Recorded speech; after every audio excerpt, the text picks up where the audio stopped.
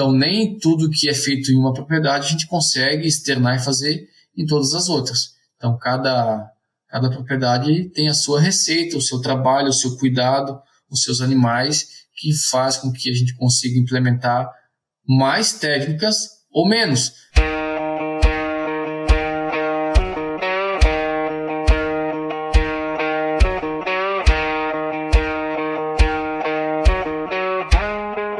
Fala, ouvintes do Mais Rumen Podcast, meu nome é Bruno Emanuel Barreta, eu sou estudante de Medicina Veterinária aqui do CAV, da UDESC, de Lages, Santa Catarina, e sou também host do Mais Rumen Podcast. Espero que vocês aproveitem muito o episódio, não deixem de curtir, compartilhar com seus amigos, eventualmente comentar o que vocês mais gostaram, e agora também a gente tem a nossa comunidade Mais Rumen.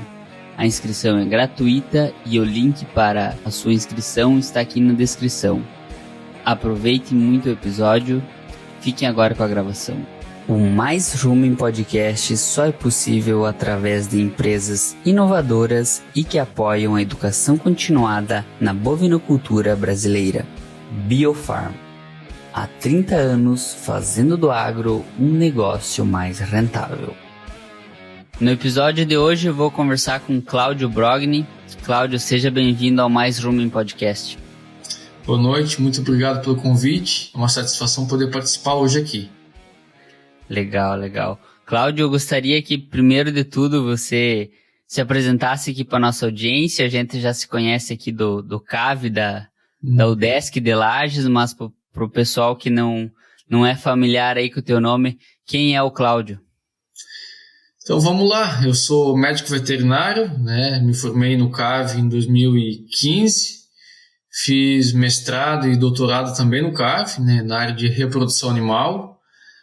Hoje eu moro aqui em Rio do Sul, no Alto Vale do Itajaí, sou coordenador de um curso de medicina veterinária da Uniavan que nós temos aqui em Rio do Sul, também sócio proprietário da Brogni Curso, que a gente faz cursos voltados à reprodução, clínica e cirurgia de grandes animais, aqui no Alto Vale também em todo o estado, e claro, né, atuando como veterinário de reprodução ali em fazendas de leite de corte de todo o estado. Então a gente tem uma rotina bem puxada, e é isso. Então a gente vive da veterinária hoje, né? Então o nosso foco é a medicina veterinária de grandes animais e principalmente a reprodução animal, conciliando com a docência que a gente gosta bastante também, né?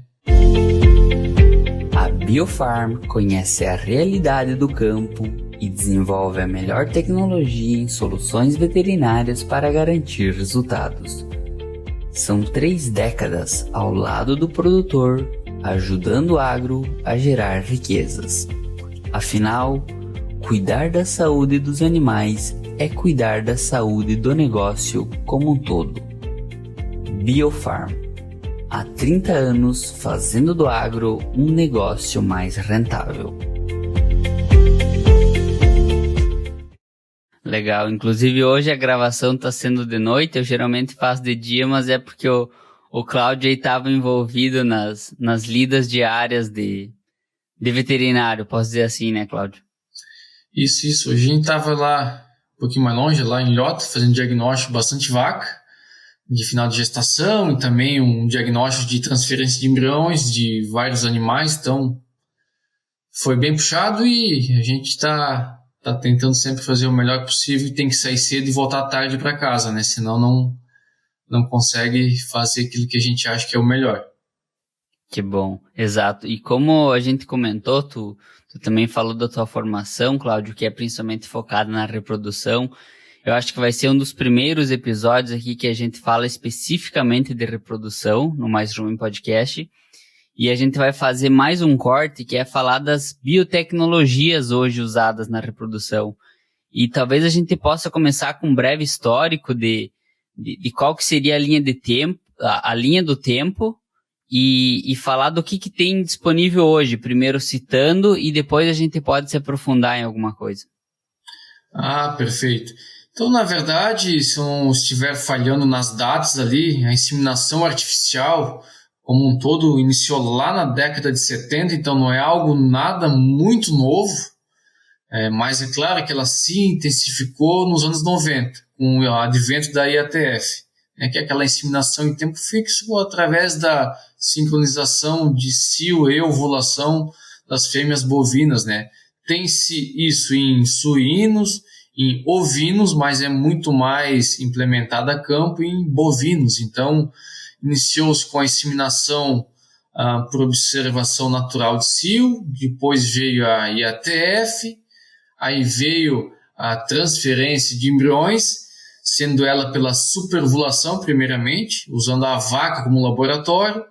Depois veio a produção in vitro, com a fertilização in vitro desses oócitos, produzindo esses embriões em laboratório. Após isso também se fez a parte de clonagem de animais, né, produção de embriões pela técnica de clonagem, transferência em tempo fixo. Então a evolução veio da inseminação até a produção de embriões, né? E na produção de embriões hoje a gente tem algumas diferenças que a gente pode estar abordando também. Legal. E Cláudio, talvez me corrija se eu estiver errado, mas ainda 80% dos produtos, talvez, da bovinocultura hoje ainda são de monta natural. Então, quer dizer, as biotecnologias estão aí, mas tem muito ainda para se disseminar. Isso, o nosso rebanho de fêmea, com um dado de 2019, não é tão atual, mas falava-se em 75 milhões de fêmeas bovinas, e dessas apenas 15 a 17% que era inseminada. Então o número de fêmeas inseminadas é muito pouco mesmo. E desse total de inseminação, 90% dessa inseminação é de IATF. Principalmente no Brasil Central, onde os volumes de animais de corte, principalmente, é muito maior, e a inseminação pela observação de cio natural acaba sendo para pequena propriedade e principalmente para gado de leite, né? Que o produtor mesmo é um inseminador, então ele acaba vendo essa fêmea o dia inteiro, então ele consegue inseminar essa vaca. Já em grandes rebanhos, não, a gente tem que trabalhar com uma técnica de sincronização. E mesmo assim, de 15, 18, depende dos locais, até 20% se fala de vaca inseminada, é pouco bicho, né? No universo total de fêmeas que a gente tem no Brasil, a técnica não está totalmente difundida. O Brasil é muito grande, então tem locais ainda que se usa muito touro. E na nossa região aqui não é diferente. Tem uma propriedade que a gente atende aqui com 600 animais, só à base de touro. Então não precisamos ir muito longe. E funciona muito bem, então vai da estratégia de cada propriedade. A gente tem uma opinião bem formada do que é melhor ou pior, só que cada propriedade a gente tem que alinhar e implementar aquilo que é possível de se fazer dentro de cada uma. Legal. E falando um pouco da inseminação artificial, tem um dado da Associação Brasileira de Inseminação Artificial que diz que a IA, que é a inseminação artificial, ela está presente em 80% dos municípios. Ou seja, por mais que ela esteja bem disseminada, os volumes ainda são de monta natural, mas falando especificamente da inseminação artificial, talvez a gente possa começar conceituando um pouco mais, de maneira mais aprofundada, Cláudio, e também falando de vantagens e desvantagens da inseminação hoje. Certo. Hoje, se a gente for participar dos leilões ali, acompanhar, existem reprodutores excelentes, né, que são utilizados para a reposição na grande maioria das vezes, né, ou seja, por repasse dessas fêmeas em lotes de inseminação, né. Então, o produtor ele ainda usa muito a monta natural, só que a monta natural, né, a carga genética desse touro, por melhor que ele seja, ele não chega nem perto de um animal que está numa central de coleta de sêmen. Claro, falando em centrais idôneas, de boa qualidade, que existem animais de excelência, campeões, e além de tudo isso, os animais que entram numa central de coleta passam por vários testes, genômicos, genéticos, todos os sanitários, de progênie, coisa que o animal de campo, o animal que faz repasse, por melhor que ele seja, que tem um histórico muito bom, a progênie dele não vai ser comparada com o animal de uma central. Então, a inseminação artificial, com certeza o ganho genético é muito melhor, muito mais avançado do que com animal de monta natural, né? Então, nas pequenas propriedades ainda se vê lá 10, 20 vaquinhas e um touro. Então, se o produtor fosse inseminar, a economia dele seria muito maior financeiramente falando no valor do animal, porque vai usar um animal poucas vezes ao ano e ficar parado, e no ganho genético, então, nem se fala. A inseminação artificial ela é muito mais avançada, né? O ganho genético com o melhoramento desse sêmen, ele é muito melhor, muito mais avançado. Exato. E daria para citar que tem alguma desvantagem, ou, por exemplo, desde o preço de uma dose de sêmen hoje, ela já está mais acessível para o pequeno produtor? A principal desvantagem da inseminação artificial por observação natural de cio que a gente fala é a própria observação de cio. Então esse é o principal gargalo, né? Então tem que ver essa vaca em cio, fazer aquela mímica do cio que a gente fala, né? Montar e aceitar a monta e após isso inseminar essa fêmea. Então se eu não souber identificar o cio, eu não conseguir identificar esse cio, o gargalo da inseminação artificial está aí, não vai funcionar, porque eu preciso saber o momento aproximado que essa fêmea entrou em cio para eu poder fazer a inseminação. Então um gargalo maior acaba sendo na identificação de cio. O preço hoje não, porque existem vários projetos de cooperativa, prefeitura. Hoje tem sêmen comercial a R$15 com uma excelência carga genética, né? Então o valor em si hoje ficou muito acessível, mas o gargalo principal ainda está na observação de cio. E claro, quando a gente avança para a IATF, que a gente pode falar em seguida, daí sim tem outros entraves, principalmente relacionados à sanidade e principalmente à nutrição, que fazem total diferença no sucesso da técnica, não é? Legal. E já levantando então essa bola agora, Cláudio, como das resoluções desse gargalo que a gente tem da inseminação artificial, a gente tem a inseminação artificial em tempo fixo, que dispensa essa visualização, ou melhor, esse controle do estro pela fêmea. Essa técnica hoje já está um pouco mais difundida nos rebanhos. E quais seriam aí as coisas que a gente pode se aprofundar aqui para também discutir e trazer para o pessoal? Hoje a inseminação artificial em tempo fixo se tornou algo muito palpável. Grandes fazendas só utilizam, ou melhor, o carro-chefe da reprodução naquela propriedade acaba sendo a inseminação por tempo fixo e, claro, após isso, algum repasse de touro. Mas o gargalo, ao volume maior, acaba sendo a IATF. Qual que é a principal vantagem, né, da IATF? É concentrar manejo. Eu faço um lote de 100 animais e insemino todas elas em 1 hora e meia. Então, e principalmente eu não preciso observar cio. Mas é claro que a IATF não é uma receita de bolo. Eu não vou lá na agropecuária comprar um protocolo pronto, implementar na minha fazenda e vai funcionar para mim e para o meu vizinho não vai funcionar. Por quê? Cada rebanho, cada categoria de fêmea exige um protocolo diferenciado.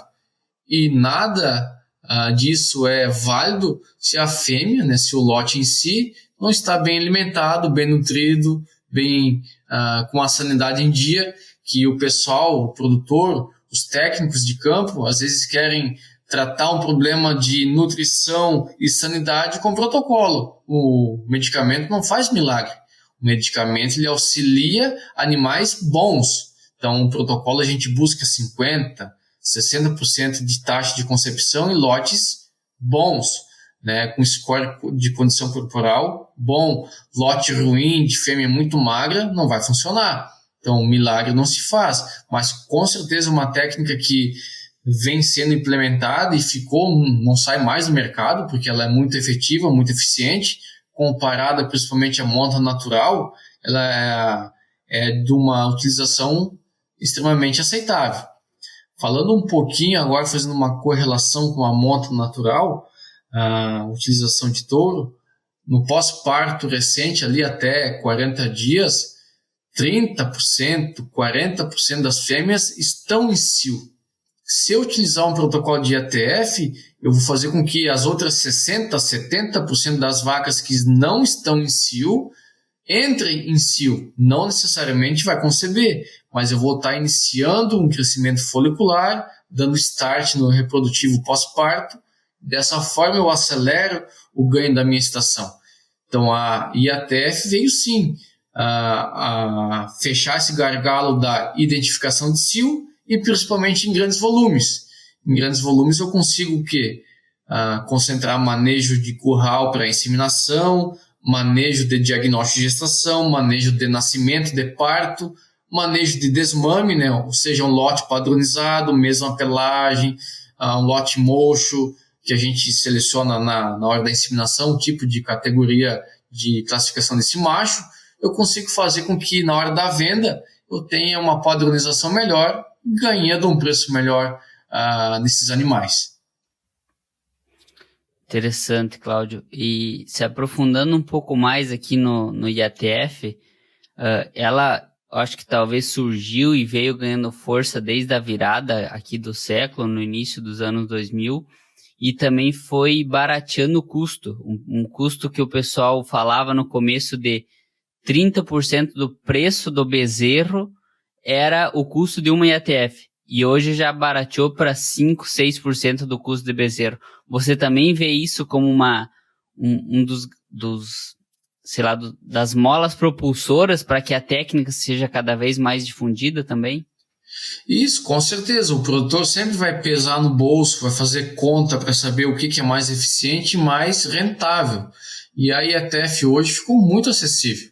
Então, como a gente comentou no início, tem várias cooperativas, programas de assistência que acabam bonificando esse produtor, dando protocolo com assistência de um veterinário de campo, claro, fazendo com que isso seja muito implementado. Então, aquele produtor que não teria acesso a uma tecnologia dessa tão cedo, acaba sendo visitado e tendo a implementação em sua propriedade. Então, com certeza, né, esse produto ficou mais barato, né, e o resultado é só acompanhar nos leilões, nas feiras, é produto de IATF, é lote diferenciado, é lote campeão, que ganha destaque, tem o melhor valor, porque é um lote de animais que foram selecionados, fêmeas boas, um touro de boa qualidade, um sêmen de excelência qualidade, né, de excelência, vai trazer um animal, vai desmamar um bezerro mais pesado, e tudo isso dá diferença lá no final. E também a uniformidade do lote, como tu comentou, né, Cláudio? Eu acho que esse é um dos pontos que evita que você tenha uma janela de parição também muito grande, que você às vezes acabe... Você antes falou de como depende da nutrição. Se errar a mão aqui na reprodução, tu vai acabar comprometendo talvez um pasto que você não se preparou, que talvez vai ter que comprar insumo interno. Então, acho que a reprodução acaba afetando a produção do sistema como um todo, né? Agora, pegando esse gancho para gado de leite. Então, tudo que a gente entende de reprodução de gado e corte, a gente meio que deixa de lado, digamos assim, e vai para o gado de leite. Então, todo um protocolo diferente, a resposta da vaca de leite de média, alta produção, confinada, é diferente. E, com certeza, uma vaca de leite, se não parir, não ficar gestante, não dá leite. É claro que existem protocolos de indução de lactação, mas isso tem que ser uma exceção à regra, não pode ser algo normal dentro de uma propriedade. Então, se eu falhar na reprodução, no ano seguinte aquela vaca vai estar vazia, não vai estar dando leite, vai estar com um DEL lá de mais de 400 dias, né, intervalo entre partes de 16, 18 meses. Então, dessa forma, uma vaca complicada, uma vaca que está dando prejuízo. Ela vai estar lá com 16 meses dando leite e vazia ainda, ou recém-coberta. Então, dessa forma, essa fêmea não vai dar retorno. Então, a gente não pode perder a mão no gado de corte, de forma nenhuma, mas se tratando de gado de leite, o ajuste fino é ainda melhor reconhecido, porque se eu perder a mão, esperar demais para emprenhar essa vaca num pós-parto imediato, lá com 150 dias pós-parto, essa fêmea já vai me dar prejuízo. Então tem que tentar emprenhar esses animais com até 100 dias, para respeitar aquele intervalo de parto de 12 meses, né, 12 meses e meio, que seria o ideal dentro de uma propriedade de leite. E no caso de vaca de leite, com base nas dietas altamente energética que se precisa, né? Então, muito se tem cisto folicular. Então, esse acompanhamento mensal que a gente implementa é necessário, porque a gente consegue identificar vacas que não entrariam em cio, não ficariam prenhes tão cedo. Muito bem pontuado, Cláudio. E um dos assuntos que talvez mais vencer estudando são os protocolos de ressincronização. Como que você aborda isso hoje na prática? Você faz ou você não faz? E até na questão dos clientes que você atende. Quantos protocolos desse você indica? Ou cada caso é um caso? Para daí, talvez, depois de, 2 protocolos, a gente entrar com o touro, com uma monta natural de repasse. Como é que é organizado esse planejamento, Cláudio? Certo, então como a gente comentou, cada realidade de propriedade é uma. O que eu faço no cliente A, nem sempre eu posso fazer no cliente B, porque o tipo de alimentação e o tipo de gado é diferente. E a estrutura, principalmente também a estrutura não me dá subsídio para poder fazer só inseminação. Tem 2 clientes que eu trabalho somente com inseminação, que é o touro zero que a gente fala, né? A gente faz 3 protocolos de IATF, mas grande parte, as outras 18 propriedades de corte que a gente atende, são 2 inseminações e repasse com touro. Então, o que a gente faz? Protocolo de IATF em lotes de 100 animais, como exemplo, vamos tirar aqui. 30 dias após a inseminação, faz-se o diagnóstico de gestação, as fêmeas vazias se faz um novo protocolo, 30 dias depois da inseminação se faz de novo o diagnóstico e, se for o caso, solta o touro nesse intervalo. Já quando se faz uma terceira inseminação, se protocola novamente e faz então uma terceira inseminação artificial. E ainda quando se fala de ressincronização, se tem no mercado 3 que a gente utiliza basicamente. 2 bem tradicionais, digamos assim. A primeira que é a chamada ressincronização tradicional, que a gente insemina, 30 dias após faz o diagnóstico e as vacas vazias iniciam um novo protocolo. Também a gente utiliza a ressincronização precoce, que coloca implante em todas as vacas 22 dias após a inseminação, benzoato, estradiol mais o implante, e lá no dia da retirada dos implantes, no D8, no D9, conforme a agenda, a gente faz o diagnóstico de gestação. As vacas prenhes, a gente não continua o protocolo, obviamente, e as vacas que estão vazias naquele momento, a gente retirou o implante, fez o DG, deu vazia, faz prostaglandina, enfim, continua o protocolo, insemina 2 dias após. A gente ganha 7 dias, 8 dias nesse protocolo, utilizando ultrassom escala cinza nesse diagnóstico.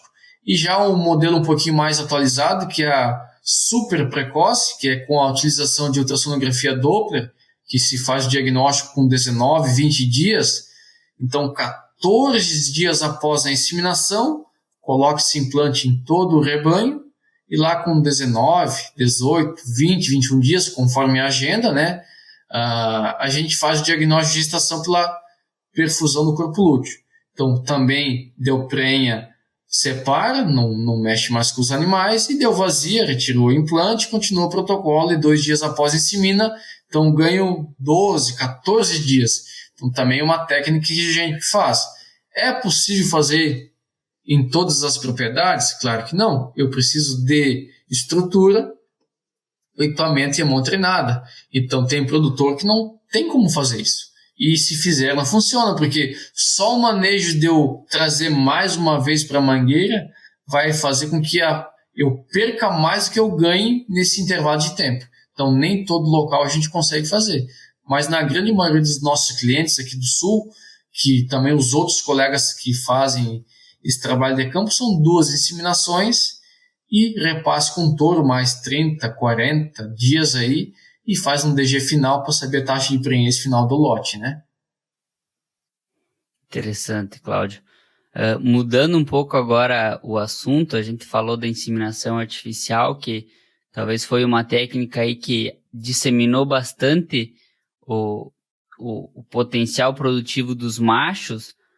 Logo em seguida, eu diria assim, a produção de embriões, ela permitiu escalonar as fêmeas, ou seja, a gente usar as fêmeas também, a genética das fêmeas nos plantéis, multiplicar essa genética com o advento da produção in vitro de embriões, que uma vez eu lembro que a gente fala FIV, a FIV é uma das etapas da PIV.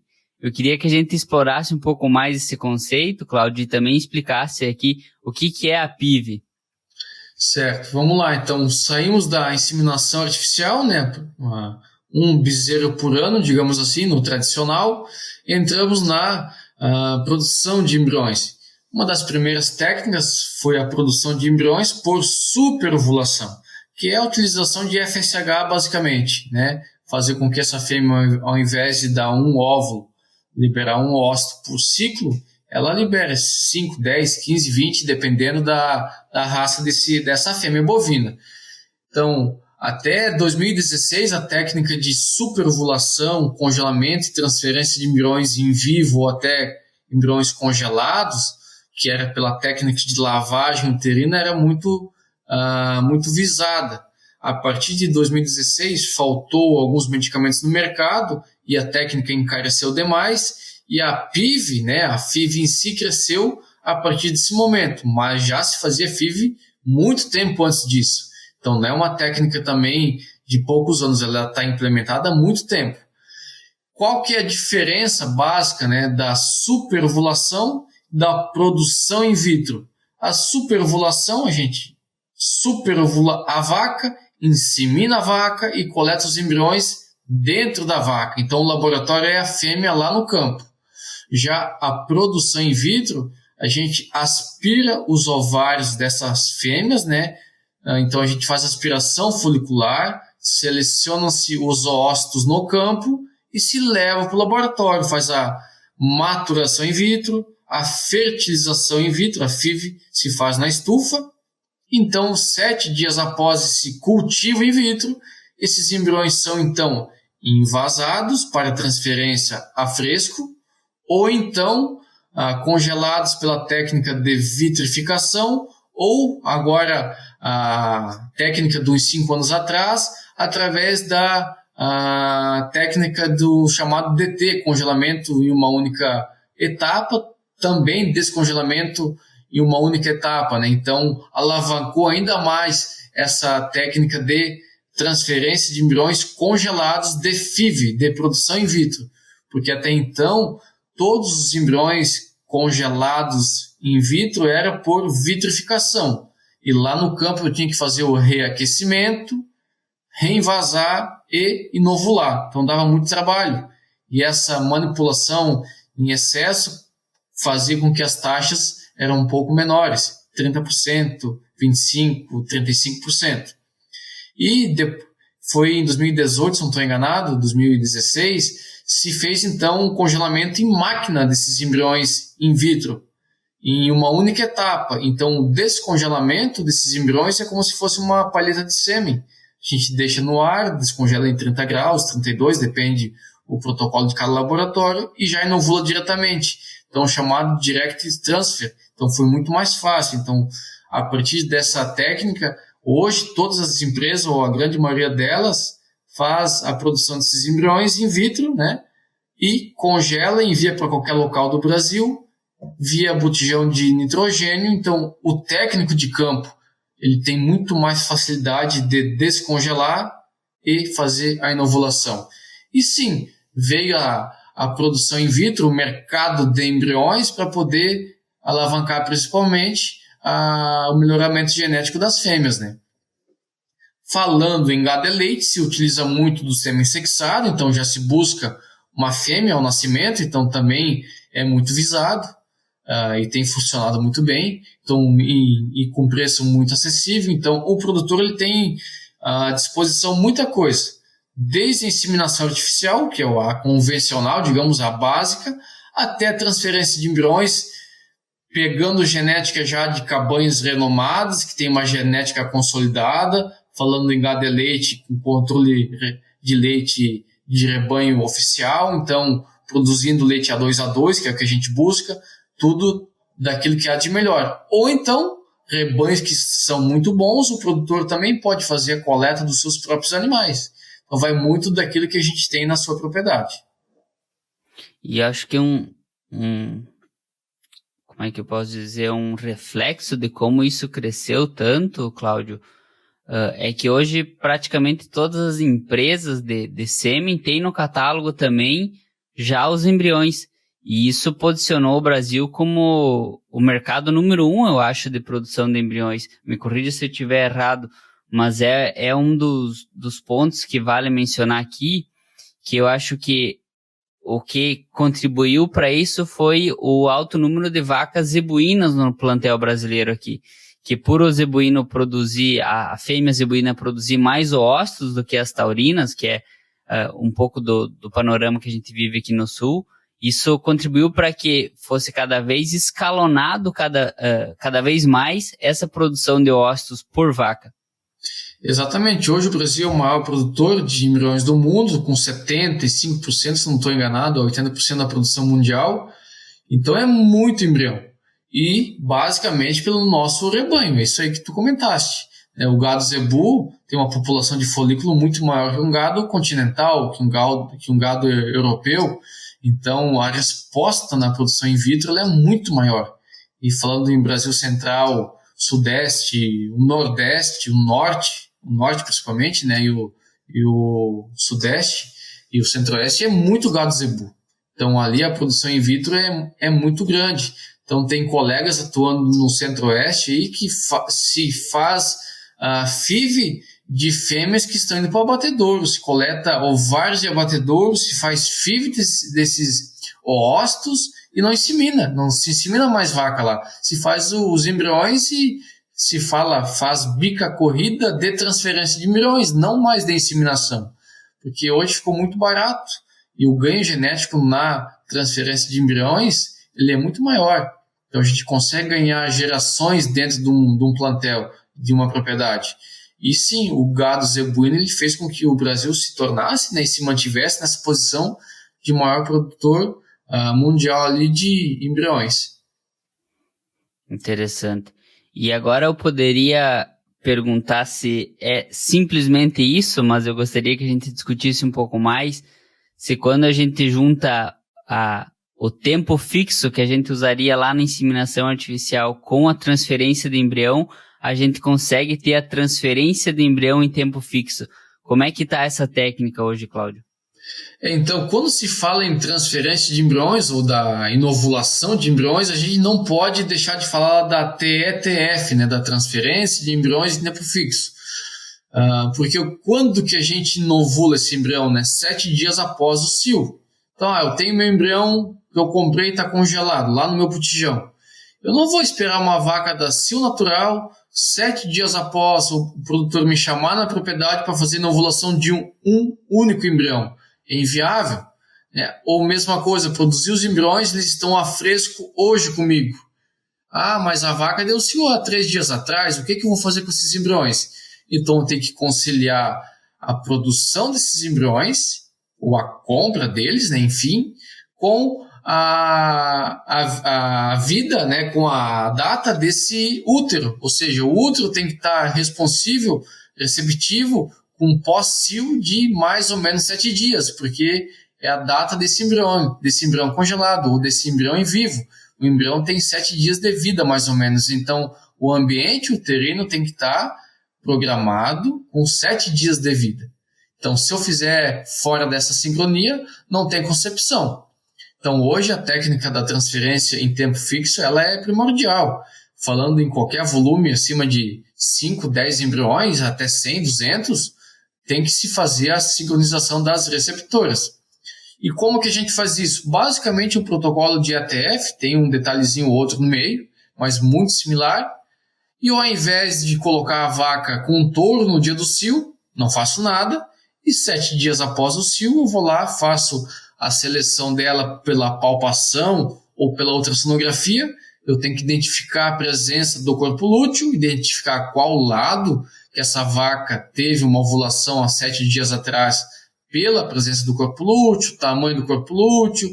Hoje a gente utiliza também a vascularização desse corpo lúteo, que faz com que embriões que tenham um maior ganho genético e sejam mais caros, digamos assim, a gente só transfere em fêmeas que têm uma alta perfusão vascular desse corpo lúteo. Então também é uma forma de se fazer essa seleção. E além disso, esse útero tem que estar flácido, não pode estar contraído. Que um útero contraído é uma vaca em cio, estrogênio alto. A gente quer que essa vaca tenha progesterona alta. Então esse útero vai estar flácido. Então, além da presença, perfusão, tamanho desse corpo lúteo, o ideal é que esse útero também esteja flácido. Feita essa seleção, lado direito ou lado esquerdo, a gente faz a epidural dessa fêmea, né? Descongela o embrião, inovula ele, direciona no lado direito ou no lado esquerdo e 21 dias após a inovulação, 23 dias após a inovulação, eu já consigo fazer o diagnóstico de gestação, fechando assim seus 30 dias. E na grande maioria das empresas, hoje, elas dão garantia de pelo menos 30% a 40%. Ou seja, fiz um trabalho de transferência em tempo fixo. Fiz o diagnóstico com 30 dias. Repito o diagnóstico com 60 dias. Ali sim, deu 30% a 40%. O contrato se encerrou, digamos assim, e vida que segue. Não se teve aos 60 dias 30% de prenhez, de concepção nesse caso. O que a gente faz? O laboratório manda mais embriões até chegar no 30%. Então, hoje, as empresas idôneas do mercado aí, com os técnicos de campo credenciados, consegue-se fazer sim essa taxa de acerto de pelo menos 30%. E quando o lote é bem selecionado, tem dado de forma razoável bem mais do que 30%. Então, tem chegado muito fácil em 42%, 45%, um outro lote acima de 50%, embriões congelados. Embriões a fresco tem dado 50%, 55% com certa facilidade. É claro que aqui vou deixar um adendo bem importante, que vamos partir da ideia que todos os embriões vêm da melhor qualidade, somente o grau 1 congelado, digamos assim, o a fresco grau 1 e grau 2, que são os melhores de qualidade. O que vai fazer funcionar a mão do técnico que transfere, com certeza, mas principalmente a receptora. Hoje, quem determina, na minha opinião, se vai dar certo maior a taxa de concepção ou não, é a resposta e a qualidade da receptora. Se eu não souber selecionar lá no início, no D0, uma receptora, ela não vai responder muito bem e a taxa de concepção vai ser muito ruim. Novilhas muito novas, com cérvix muito torta, animais que não estão numa puberdade plena, se eu fizer um protocolo e transferir embriões, a taxa é muito pequena. E quando eu vou pôr gado de leite, eu também não posso usar como receptora fêmeas de alta produção, que a fêmea bovina é uma máquina, a bovina leiteira. Então, se eu colocar ela em protocolo de transferência de embriões, a resposta da receptora de alta produção também não vai ser nada satisfatória. Bacana. Antes da gente ir, Cláudio, para talvez o mínimo de uma estrutura que uma fazenda tem que ter para enfim, receber essas biotecnologias, eu queria saber se tem alguma inovação, por exemplo, quando você falou ali do fluxo sanguíneo do corpo lúteo para saber qual que é o tipo de embrião que eu vou colocar, quais outras inovações ou coisas que estão vindo por aqui que podem ajudar a gente ter um ganho genético melhor, a gente selecionar bem as doadoras, a gente ter mais acurácia aqui no nosso trabalho, no trabalho do médico veterinário? Falando não somente agora da transferência, mas da biotécnica como um todo, né? Hoje já se tem bainhas de inseminação exclusivas para novilha, inovuladores mais específicos para novilhas, no caso da inseminação, que auxiliam na transposição das serpes e tem dado umas taxas um pouco melhores, né? Principalmente falando de bainha, né? As técnicas de separação de sêmen sexado, principalmente, têm evoluído bastante, então a resposta das taxas de concepção, e no caso prenhez, final de lote, com sêmen sexado tem melhorado também pelas técnicas novas de seleção de espermatozoide, sêmen sexado. E quando se fala de seleção de fêmea para trabalhar como receptora, o que tem de mais novo, no meu entendimento, é essa seleção do corpo lúteo pelo fluxo sanguíneo. É um trabalho publicado há pouco tempo. Tem falado que fêmeas com a perfusão maior ou igual a 40% são vacas que embrenham com até 10% de diferença a mais do que corpos lúteos com uma perfusão menor do que 20%, né? É claro que isso nem todo local a gente consegue implementar.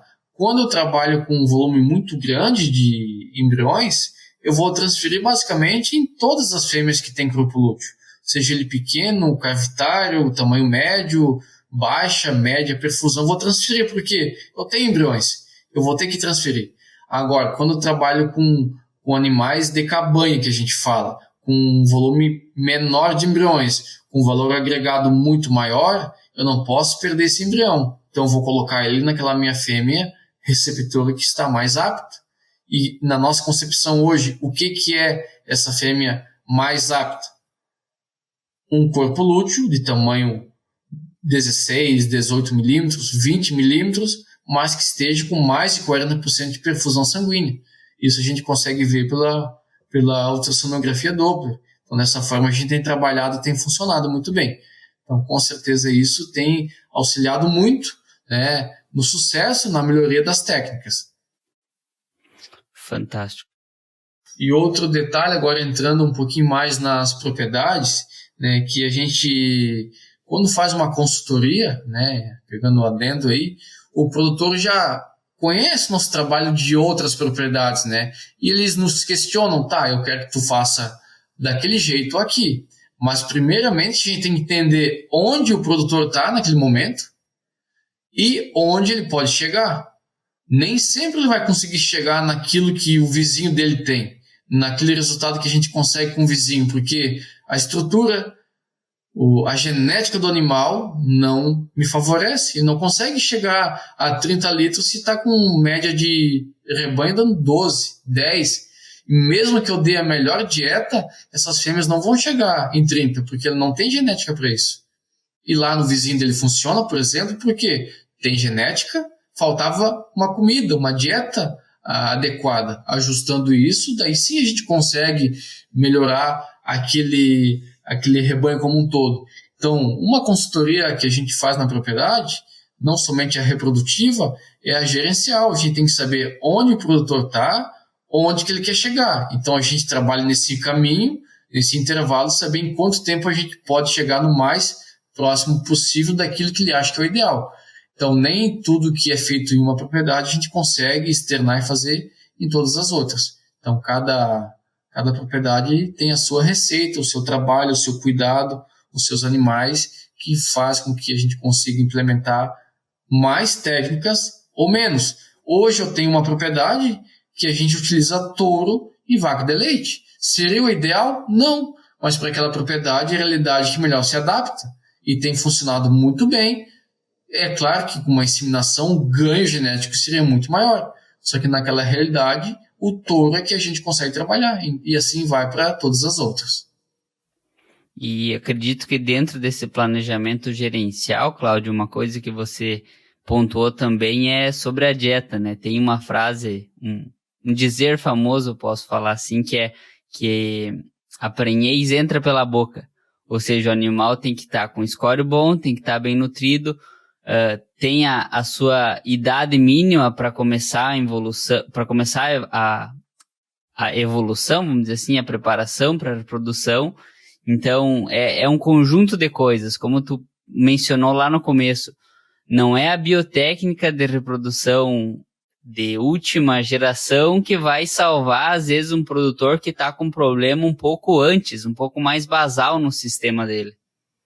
E às vezes alguns colegas, a gente queima a técnica porque quer empurrar água lá abaixo, uma inseminação em tempo fixo, digamos assim, que é algo de entrada numa propriedade, digamos, o início de uma propriedade é IATF, a gente pensa, né? Depois do embrião.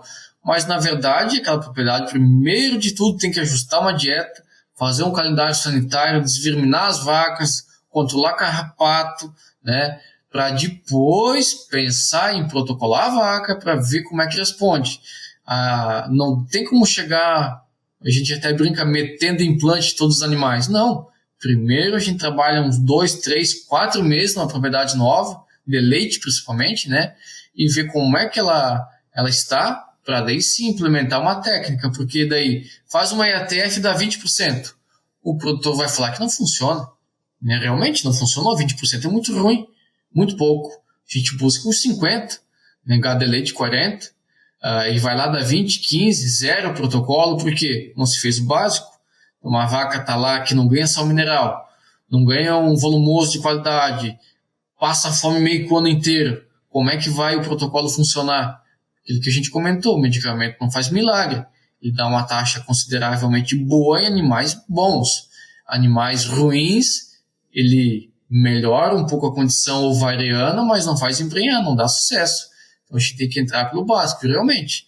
A reprodução entra pela boca. Então é aquele pilar, né? Lá a cereja do bolo é a reprodução, a base é nutrição e sanidade.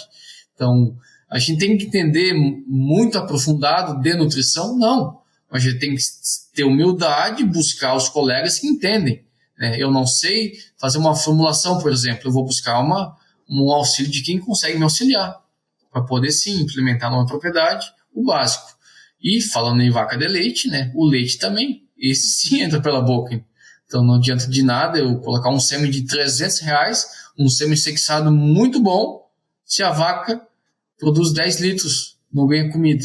Então essa vaca não vai emprenhar, não funciona. Então realmente tem propriedade que a gente não pode implementar certa tecnologia porque não vai funcionar. Faltou básico, se pulou etapas. E o produtor às vezes ele quer acelerar as coisas, mas não faz o básico. Porque é muito mais fácil eu chegar com um medicamento milagroso, que através de uma injeção funcione, vai dar um resultado, mas não, ele tem que fazer um galpão, botar mais coxo d'água, não deixar os animais no sol, limpar mais vezes a esterqueira, isso dá trabalho. Né? Se você chegasse lá com medicamento, 2 ml, se fizesse da cio e emprenhasse, seria excelente, mas às vezes falta água no biquete, por exemplo. Então tem muito detalhe que a gente tem que adequar. E o gado de leite, exemplificando aqui, ele é muito mais desafiador. Então é um gado que exige muito mais da gente quanto profissional e de todas as tecnologias, ele também exige muito mais. Então a gente tem que entregar algo que é específico para gado de leite. Muito boa essa mensagem, Cláudio. Talvez não pule etapas, né? Existem etapas que precisam ser vencidas para que a gente avance para essas biotecnologias mais recentes, enfim. Por último, Cláudio, acho que a gente abordou muito bem os tópicos aqui que a gente se propôs. Eu gostaria que tu divulgasse e falasse um pouco da Brogni Cursos, dessa iniciativa que vocês tiveram e que vem realizando aí muita coisa boa, educando muitas pessoas, dando cursos aí com notas excepcionais, como a gente comentou antes. Então, gostaria que você falasse um pouco disso. Então, a gente saí da faculdade, fiz a graduação, já engatei o mestrado, trabalhava um pouco a campo. Aí, durante o mestrado, recebi uma proposta de trabalho, vim trabalhar, terminei o mestrado, entrei no doutorado, trabalhando, fiz uma loucura, digamos assim, né? Tem outro colega também fazendo isso, a gente sabe que é difícil. Né? Dedicação exclusiva já é difícil, é muito difícil fazer algo bem feito. Na dedicação exclusiva não é fácil também, e a gente trabalhando a campo tem que se doar um pouquinho mais. Mas qual que foi essa ideia? Estando a campo, a gente pôde ver o que falta lá. E nesse meio tempo também tive a oportunidade de entrar na docência. Então a gente identificou o quanto ainda falta um pouco de prática em algumas áreas da veterinária, né? E claro, a gente analisou o mercado e viu uma oportunidade de mercado, e por que não ir atrás desse mercado que estava ali dando bobeira. Então a gente montou a empresa em 2022, se não estou enganado, eu acho que foi. Iniciamos com cursos de diagnóstico de gestação. Esses de diagnóstico de gestação a gente faz aqui em Rio do Sul. Depois a gente fez de transferência de embriões, de exame andrológico, congelamento de sêmen bovino. A gente fez de nutrição também do novo Nasen, né? Então a gente também fez um de nutrição. Em parceria com o colega Felipe Fiorin, a gente fez de cirurgia bovina, e a gente tenta fazer tudo com muita excelência.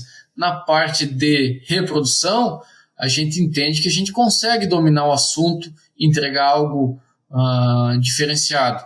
Na parte de cirurgia, não. Eu não faço cirurgia, eu não consigo entregar algo bom. Então a gente foi atrás de colegas e profissionais que são do nosso conhecimento, que a gente sabe que consegue entregar aquilo que a gente procura, e com base nisso a gente tem feito cursos regulares de clínica, cirurgia e reprodução de grandes animais. Então, invariavelmente, ali 2, 3 cursos por ano de cirurgia, uns 4, 5 de reprodução, né? Dentre eles diagnóstico, andrológico e transferência de embriões. Então, a gente fica bem satisfeito com o retorno desses alunos, né? A gente mantém os grupos de WhatsApp ali, então pessoal que tinha bastante dificuldade em fazer um diagnóstico de gestação tá fazendo sexagem, acertando bastante, então muito bacana. A gente já recebeu alunos do Brasil todo, Mato Grosso, Goiás, Minas, São Paulo, aqui do Sul nem se fala, então a gente tá com o pé no chão, acho que é verdade, né? Como a gente comentou antes, não tem como pular etapas, a gente não pode crescer o olho sem entregar o básico. Então a gente tem feito o básico bem feito, né? O feijão com arroz bem feito, ele alimenta muita gente, então a gente parte desse pressuposto, fazer o básico bem feito, entregando qualidade, o boca a boca leva a gente longe. Então a Progno Curso está sediada aqui em Rio do Sul, né? Nossas redes sociais estão ali à disposição, site, Instagram, Facebook, enfim. Hoje ficou muito fácil, né? Então digita lá cursos veterinários Santa Catarina, diagnóstico veterinário, Progno Cursos, já vai buscar um monte de coisa. Então, sabendo usar a ferramenta dentro da internet, ela consegue nos levar muito longe. E temos agora um curso em setembro de diagnóstico de gestação, outro em outubro de andrológico, em novembro teremos um de transferência de embriões, em dezembro ou janeiro, não definimos ainda, mais um de cirurgia. Então, quem tem interesse, acompanha nossas redes sociais, que todas as datas estarão lá. Para facilitar, os links também vão estar aqui na descrição do episódio. E as perguntas finais, Cláudio, que eu sempre faço aqui para os convidados, e que não necessariamente elas precisam ter respostas técnicas, mas que de certa forma também agreguem aqui para a audiência. A primeira delas é: onde foi o seu primeiro estágio e o que você lembra de ter aprendido? Então, o estágio mesmo, o primeiro eu fiz foi o interno na faculdade, né? Tanto que eu cheguei no segundo dia de aula, eu falo que foi no primeiro, mas não foi no segundo dia de aula. Eu fui lá no laboratório de reprodução e pedi pro professor: olha, eu quero fazer estágio. Eu falei: mas tem muita gente na fila de espera, eu enchi tanto o saco do professor Alceu. Ele falou: então vem, faz um teste aí. Eu saí doutor de lá. Então, foi do segundo dia de aula, 11 anos depois eu saí de lá do laboratório. Então, tudo que eu sei, né, grande parte foi de lá. Então, meu primeiro estágio foi dentro do laboratório. Aí fiz estágio em prefeitura, fiz estágio com um colega veterinário do Paraná, extracurricular, e o curricular eu fiz na região sul do estado, com um colega autônomo, que também aprendi bastante, um grande volume de animais, mas com certeza toda a minha carga de conhecimento, maior parte, veio de estágio interno na faculdade. Então, a gente até deixa como recado ali, sugestão: aproveitem a faculdade, né? Quem tem a oportunidade de estar numa faculdade bem conceituada, que tem uma estrutura excepcional, não perca tempo, né? A gente sabe que tem que dosar o nosso tempo. Não pode ser só estudo, não pode ser só bar, só bagunça. Tem que ter um pouco de tudo, tem que ter um equilíbrio, senão nada dá certo na vida. Mas aproveite a faculdade. Ela pode lhe fornecer tudo que é muito bom. Então, tendo uma estrutura bacana, você aprende tudo dentro da faculdade. Então, o aluno é que faz uma faculdade de excelência. Então, hoje o mercado de trabalho está muito competitivo. Então, o profissional mediano já não se instala mais. Tem que ser qualificado, tem que ser profissional de ponta. Então, a gente busca hoje especialidade. Faça pouca coisa, mas faça tudo muito bem feito. Faça poucas coisas, digamos assim, mas faça bem feito. Hoje, poucos profissionais conseguem fazer muita coisa e bem feito. Aquele severino de campo que a gente fala, né? Eu conheço 2 profissionais que fazem de tudo um pouco e muito bem feito. Só que eu conheço muito mais profissionais que fazem pouca coisa, só que aí sim, extremamente bem feito. Então hoje a veterinária virou muita especialidade. Então a gente foi por esse caminho e deu muito certo. Então, como dica, aproveite a faculdade, faça um tempo de equilíbrio, um tempo de bom uso de vida pessoal, vida profissional, a faculdade, as festas, tudo tem que acontecer, né? Porque o mercado de trabalho lá fora, ele vai te judiar. Ser mais do mesmo, ser só mais um, você ficou para trás, né? Já tem que sair de segunda, não posso mais arrancar na primeira, que senão eu vou ficar para trás. Então, se preparem que o mercado de trabalho não é fácil, só que o profissional qualificado ele tem ainda o seu espaço nesse mercado. Muito bom, Cláudio. E a última pergunta para encerrarmos é: qual que é o livro que você mais indica, mais deu de presente e o teu livro de cabeceira hoje? Então, na verdade, é o mesmo para todas as respostas, né? Que é O Segredo da Mente Milionária, gostei bastante, então é um livro muito bom, né? Ele vai te ensinar a ficar rico? Claro que não, né? Porque se você ler o livro e não trabalhar, de nada adianta. Só que ele te abre a mente, ele te dá o caminho, né? Que tua mente, ela te sabota, muitas das vezes. E se você tiver a cabeça no lugar e saber quando atuar, investir em tal momento, você consegue crescer um pouquinho mais rápido, né? Então a gente indica esse livro, lê bastante, né? Como a gente está na área da docência ainda, a gente lê bastante artigo para estar sempre bem atualizado, mas de livro hoje é O Segredo da Mente Milionária, eu indico, leio, e acho que todo mundo deveria ler pelo menos uma vez, para ter uma ideia do que é uma mente que consegue vencer na vida. Então, acho que vale muito a pena. Bacana, ótima recomendação, Cláudio. Quero agradecer pelo teu tempo, quero saber se tu tem uma mensagem final, por mais que a da penúltima pergunta também já foi uma baita mensagem, mas onde é que o pessoal acha, se vai ser pelo Instagram da Brogni Cursos ou se você tem algum outro meio aí que queira facilitar? Então, o que a gente, né, finaliza aqui primeiramente agradecendo, né, a participação aqui, o convite, né, isso é muito bacana, é um assunto que tem muita coisa já disponível, então é algo bem mastigado, essa que é a verdade, tem muita coisa, se eu souber onde procurar, tem muita informação de excelência, então a gente sugere que não pulem etapas, né, então aquele nosso detalhe lá, tenha calma, não implemente algo que não possa ser implementado nas propriedades, tenha calma, estude bastante, aproveite a faculdade, né, e principalmente faça tudo com muita ética, que o mercado de trabalho ele é competitivo, claro que é, só que trabalhe com ética, né, os colegas têm que ser colegas, não pode um querer queimar o outro, roubar cliente, isso não existe, né, a gente tem que se abraçar, se unir, a nossa classe tem que ser mais unida. Então, a medicina veterinária hoje é uma paixão, né? Eu trabalho por prazer, então, levando da cama às 5 da manhã, hoje saí foi 5:30 da manhã. Voltei, era quase 7. E foi um dia extremamente cansativo, mas muito produtivo. A gente gosta do que faz.